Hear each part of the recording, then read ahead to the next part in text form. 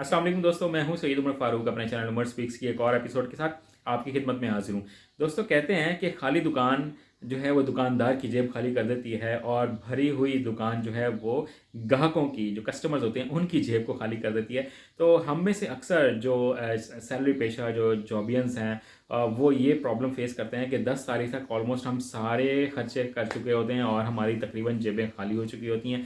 तो उसकी वजह से फिर जो नेक्स्ट 20 दिन हैं वो बहुत परेशानी में गुजरते हैं और ये तमाम हमारी मिस मैनेजमेंट की तरफ से होता है। और इसमें मैं भी शामिल हूँ कि मुझसे भी कई दफ़ा मिस मैनेज हो जाता है, बट मैंने कुछ 4 से 5 रीज़न्स निकाली हैं जिसकी वजह से हमारे ये एक्सपेंसेस जो हैं वो बढ़ जाते हैं और हम फिर पूरा महीना परेशान होते रहते हैं। तो इन 5 ज़रा बातों को नोट कीजिएगा और इनको अपनी ज़िंदगी से थोड़ा सा इम्प्रूव करने की कोशिश कीजिएगा, ताकि हम अपने पूरे मंथ को आसानी के साथ अपने एक्सपेंसेस को बेयर कर सकें और आसानी के साथ पूरा महीना गुजार सकें। बट वीडियो स्टार्ट करने से पहले अगर अभी तक आप लोगों ने मेरे चैनल को सब्सक्राइब नहीं किया तो मेक श्योर चैनल को सब्सक्राइब कर लें और बेल आइकन के बटन को प्रेस करें, बिकॉज आई एम श्योर मेरा ये चैनल आप लोगों की लाइफ में ज़रूर वैल्यू ऐड करेगा। जी तो दोस्तों, जो लोग भी 10 तारीख के बाद से परेशान होने शुरू हो जाते हैं कि अब अगला महीना कब आएगा, यकम कब आएगी, पहली तारीख कब आएगी, तो वो ये वीडियो ज़रूर देखें और कंप्लीट देखें।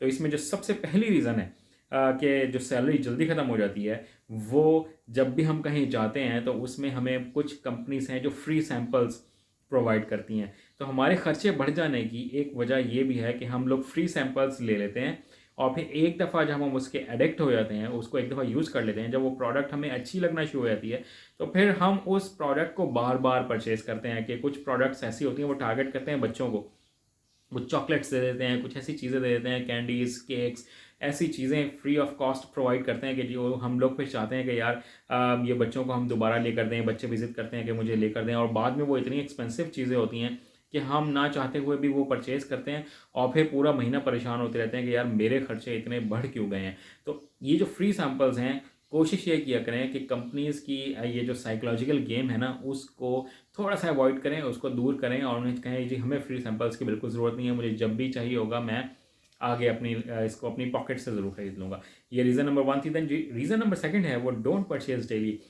कि हम लोग, बहुत से लोग इतने मिस मैनेजर्स होते हैं कि हम इतनी मिस मैनेजमेंट करते हैं कि हम लोग पूरे महीने का या पूरे हफ्ते का सामान एक साथ खरीदने के बजाय हम लोग प्रेफर करते हैं कि हमें रोज़ाना कोई ना कोई चीज़ परचेज़ कर लेंगे। आधा किलो चीनी खरीद लेंगे, आधा किलो घी का पैकेट खरीद लेंगे, आधा किलो चावल खरीद लेंगे और थोड़ा सा बेसन खरीद लेंगे। इस तरह की चीज़ें, एक साबुन खरीद लेंगे, एक छोटी टूथपेस्ट खरीद लेंगे, एक ब्रश खरीद लेंगे।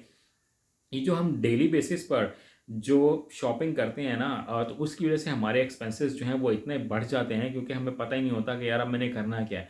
इसके साथ कुछ चीज़ें ऐसी भी होती हैं जो हम पूरे महीने की इकट्ठे नहीं खरीद सकते। जैसे हम ब्रेड पूरे महीने की नहीं खरीद सकते, ठीक है। तो इस तरह की चीज़ें हमें डेली परचेज़ भी करना पड़ती हैं। बट जो चीज़ें हम पूरे मंथ की परचेज़ कर सकते हैं उसकी एक प्रॉपर लिस्ट बनाएं। जैसे ग्रोसरी के आइटम्स हैं, वो हमेशा कोशिश ये करें कि घी, आटा, चावल, चीनी, ये इस तरह की जो चीज़ें हैं ये पूरे महीने में जितनी खर्च होती हैं हमें एक साथ खरीदनी चाहिए, ताकि हम रोज़ाना के खर्चे से बच सकें। और आप जब एक दफ़ा पूरे महीने का खर्चा निकाल के चीज़ें परचेज़ कर लेंगे तो बाद में आपकी परेशानी उतनी नहीं होगी। ये टिप नंबर 2 थी।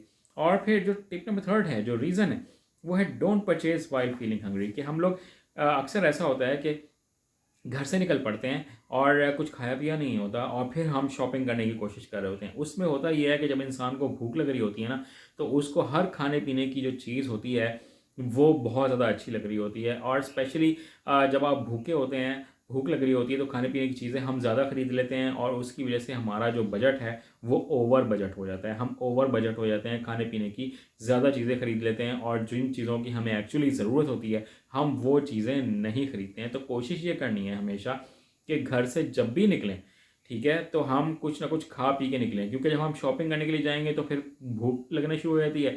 उसके बाद हम सोचते हैं यार थोड़ी सी शॉपिंग कर लें, फिर हम साथ में बाहर जाके खाना भी खा लें। जब इस तरह की हम बाहर से जब खाना खाने की कोशिश करते हैं तो फिर वो एक हैबिट बन जाती है, वो एक आदत बन जाती है कि अब जब भी बाहर जाना है तो बाहर से खाना खा के ज़रूर आना है। तो वो जो आपके एक्सपेंसेस हैं वो ऑटोमेटिकली बढ़ना शुरू हो जाते हैं, ना चाहते हुए भी बढ़ना शुरू हो जाते हैं और हमें पता भी नहीं होता कि यार ये मैं अपने साथ कर क्या रहा हूँ, मैंने अपनी एक्सपेंसेस इतने क्यों बढ़ा लिए। तो कोशिश ये करें कि जब भी घर से निकलें तो खाना खा के निकलें। और एक और मैं यहाँ पे आपको टिप देने जा रहा हूँ कि जब भी घर से कुछ शॉपिंग करने निकले ना, तो बड़े बड़े स्टोर्स में जाने जाने की ज़रूरत नहीं होती। जैसे डिपार्टमेंटल स्टोर हैं बड़े बड़े, ठीक है, तो वहाँ पर हमें कुछ ऐसी चीज़ें भी ज़रूरत नज़र आ जाती हैं जो हमें ना चाहते हुए भी हम उनको परचेज़ कर लेते हैं, कि ज़रूरत नहीं भी होती है तो हमें कोई चीज़ अच्छी लग जाती है, हम लोग वो चीज़ें परचेज़ कर लेते हैं।